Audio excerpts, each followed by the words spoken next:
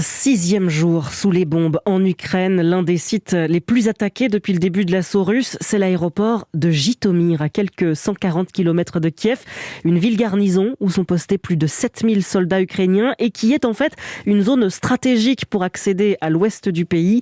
Pour la population restée sur place, le quotidien se vit au rythme des allers-retours dans les abris. Le reportage de notre envoyé spécial Nicolas Tonev.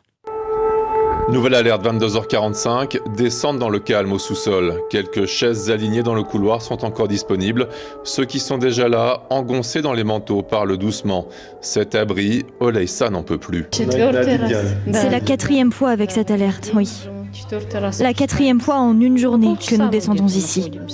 On y reste une demi-heure à chaque fois. J'ai noté les 3 premières fois, c'était à 18h02 et on est redescendu à 19h14. Et ça a ressonné encore à 19h34. Un rythme infernal. Ce sont les alentours de la ville qui sont visés, avec en particulier l'aéroport. Dans l'abri, beaucoup sont au bord de la rupture. Elle va pleurer.